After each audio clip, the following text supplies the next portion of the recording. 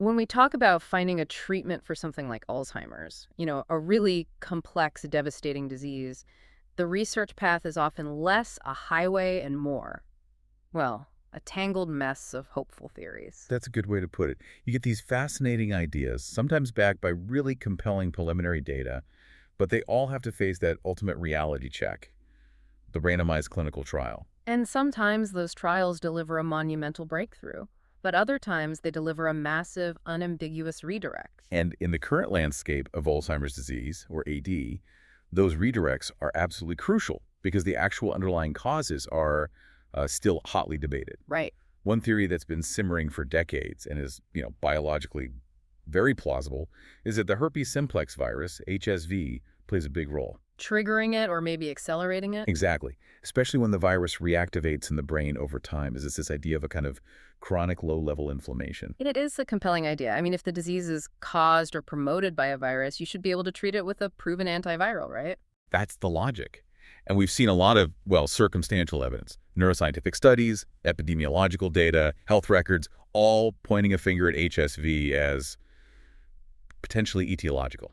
So all that groundwork provided the rationale for a major high-stakes trial. That's right. Our mission today is a deep dive into the VALAD trial. The results were published in the Journal of the American Medical Association, and this was really the moment of truth for the viral hypothesis. They took an established antiviral drug, Valacyclovir, and put it up against a placebo. They did. And crucially, as you're about to find out, they chose a very, very specific group of people to test this on. Right, this wasn't just a general population study. Not at all. The target was participants in the early symptomatic stages of AD, and this is the key, who were seropositive for HSV. So they knew the virus was there. And this trial ran for a long time. 78 weeks, 120 individuals. Uh, And the results, they weren't just decisive, they were profoundly counterintuitive. Okay, so let's unpack this setup. Because when researchers launch a definitive trial like this, who they choose to include tells you everything about the hypothesis they're trying to prove. Absolutely. They needed patients who were already progressing, but still early enough that an intervention could, potentially help. So what did that look like specifically? Participants had to be adults with a clinical diagnosis of probable AD or a diagnosis of what's called mild cognitive impairment, or MCI. But critically, they needed positive biomarkers for AD. So things like PET scans or CSF analysis. Exactly. This verified they were on the specific AD trajectory, not just experiencing, say, normal age-related memory loss. So they were targeting people right at that inflection point where a viral trigger, if it existed, would theoretically be doing its worst damage. Precisely. They also had strict cognitive metrics. Participants had to score between 18 and 28 on the mini mental state examination, the MMSE. And just to remind everyone, a score of 30 is perfect, right? Right. And below 10 is very severe. So 18 to 28 places them squarely in that mild to moderate cognitive impairment category. They were symptomatic, but still high-functioning enough for a long trial. And the absolute non-negotiable requirement. Was the viral exposure? Correct. They had to be HSV seropositive, meaning they had antibodies for either HSV1 or HSV2. Makes sense. If you don't have the suspected trigger, you can't test the intervention. It's the whole basis of the trial.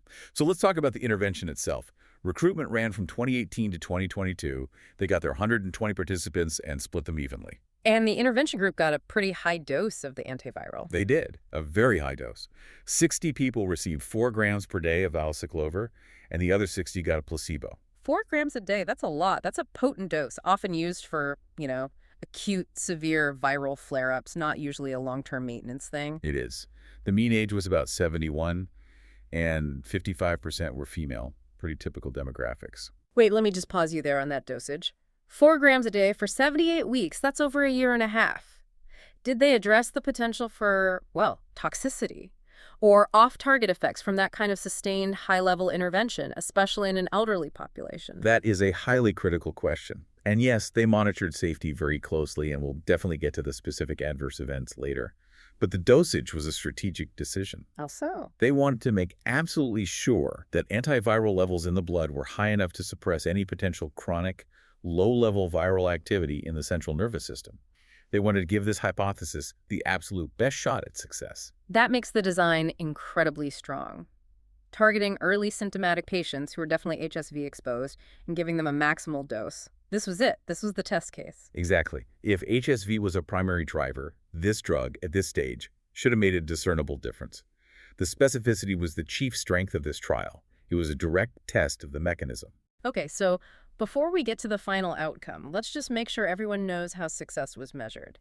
After those 78 weeks, what was the primary metric they were looking at? The main goal was cognitive stability. They used the 11-item Alzheimer's Disease Assessment Scale, Cognitive Subscale, or ADAS-Cognitive Score. It ranges from 0 to 70. And here's the crucial part to remember. Higher scores mean greater impairment, so you want the number to stay low. Precisely. If the drug worked, the Valacyclovir group should have shown a smaller increase in their score compared to the placebo group. That was the critical measure. But they didn't stop there. They also looked at functional and biological outcomes. Right. Beyond thinking and memory, how did they measure the ability to actually live a daily life? What did they use for that? For function, they used the ADCS-ADL scale score. That's the activities of daily living scale. It measures things like bathing, dressing, managing finances, the real-world impact. And on this scale, scores go down as function declines. Got it. And the biological data. They were looking for evidence that the antiviral was attacking the disease process itself, not just the symptoms. Exactly. They used PITI scans to track the core physical hallmarks of AD. First, amyloid plaques. They measured the change in an amyloid PE scan tracer, basically showing how much of that amyloid plaque is sticking to key brain regions. So, measuring the junk building up in the brain. A simple way to put it, yes. And second, they tracked tau pathology with a different tracer, focusing on regions like the hippocampus. Tau tangles are often thought to correlate even more closely with active cognitive decline. So they wanted to see if suppressing the virus also suppressed the production of these toxic proteins. That was the hope. All right, we've established the high stakes, the high dose, and the rigorous metrics. Now for the payoff. And this is where the trial delivered the biggest surprise, because the results didn't just show a lack of benefit. No, they indicated something far more troubling. The findings, after 78 weeks, were not only contrary to the hypothesis, they were statistically specific in their negativity. What does that mean? It means on the primary outcome, that ADAS-Cognitive Score, the Valacyclovir group, showed statistically significant greater cognitive worsening than the placebo group. Wait, hold on. Say that again. The group taking the drug got worse. Yes. Faster. Yes. Wow. That's a massive finding. You'd expect a neutral result, or ideally a positive one. How do you even begin to process a result where the drug, intended to help, appears to have accelerated the decline? Let's break down the exact numbers because they're key. We're looking at the LSM change, which is a standardized way to measure the change from the start of the trial. Okay. The Valacyclovir group showed an LSM change of 10.86 points over the 78 weeks. A 10.86-point increase in their cognitive impairment score, and the placebo group. The placebo group naturally also declined. Their LSM change was 6.92 points. Wow. So the treated group worsened by nearly 4 full points more than the control group? That's a 4-point penalty for taking the drug. Precisely. The statistical difference between the groups was 3.93 points, and this was statistically significant with a p-value of 0.01. And a p-value of 0.01 is a very strong signal. It is. It means there's only a 1% chance that this observation that the drug appeared to make things worse was just due to random luck. The difference is real, statistically speaking. So what does a 4-point difference on the ADAS-Cog mean in the real world for a person with Alzheimer's? We need to ground that number.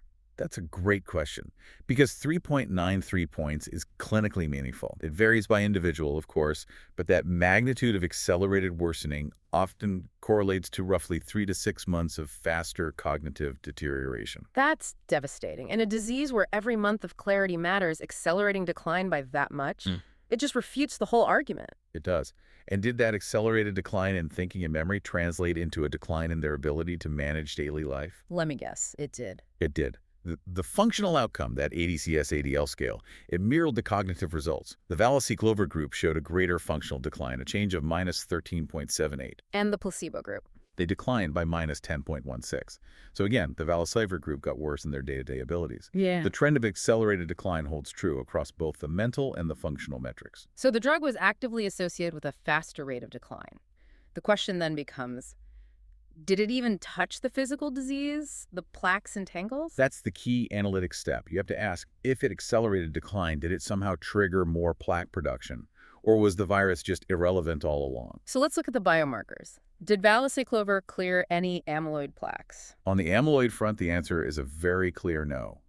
The change in amyloid PET SUVR was negligible in both groups. The Valacyclovir group was 0.03, placebo was 0.01. Functionally zero. Functionally zero. Absolutely no meaningful difference in amyloid accumulation over the entire 78 weeks. So despite this powerful antiviral running through their systems for over a year and a half, it had zero measurable impact on the classic physical hallmark of AD. None whatsoever. And the same story held true for tau. The change in the tau PE scan also showed no significant difference between the groups. It just didn't move the needle. Not at all. Whatever the drug was doing, it wasn't altering the progression of amyloid or tau pathology. Which leads us back to the question you raised earlier. If the drug isn't touching the plaques, and it's not suppressing a viral trigger that causes them, why did it make the patients worse? Exactly. Let's revisit the safety profile and that high dosage. Right. What did the data show? The safety data offers a potential clue. The drug was generally manageable, but adverse events were higher in the Valacyclovir group. The most common one they noted was elevated serum creatinine levels.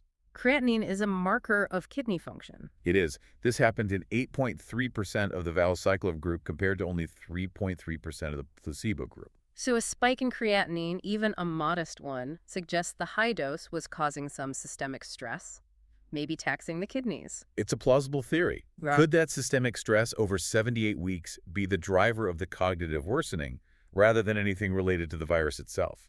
That is precisely the secondary hypothesis that now has to be investigated. Was this just off-target toxicity in a vulnerable population? The trial can't definitively answer that, but the data certainly points to the drug itself as being potentially detrimental at this stage and dosage. So after all of this, what was a formal conclusion the researchers drew from the VALAD trial? The conclusion published in JAMA was stark and unambiguous. Valacyclovir was not efficacious, and they specifically noted the cognitive worsening.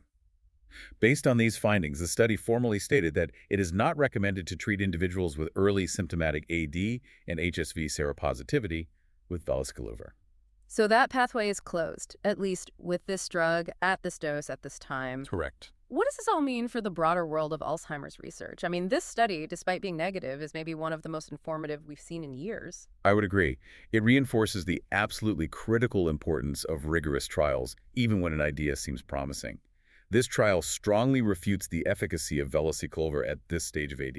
It's a significant blow to this specific antiviral pathway. And it's so valuable because it saves vast resources and redirects the scientific community away from a dead end. Absolutely. Yeah. But the real fascination, as you noted, is the acceleration. The fact that the intervention not only failed to help, but was associated with a statistically significant greater cognitive decline. That leaves us with two critical, unresolved questions. It does. First, why would an antiviral drug targeting a hypothesized trigger correlate with accelerated worsening?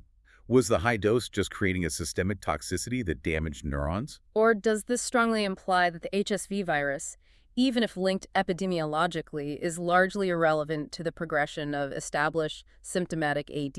Right, maybe the viral activity that matters happens decades earlier. Or maybe the whole association was just correlational noise from the beginning. And that's the kind of complex, challenging question that redirects an entire field of research. For you, the listener, this is the implication of a definitive negative trial.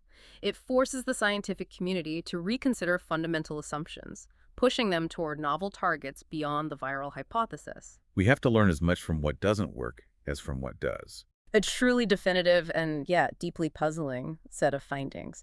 Thank you for diving into the dense details of the VALAD trial with us. My pleasure. We'll be back soon with another deep dive into the knowledge you need.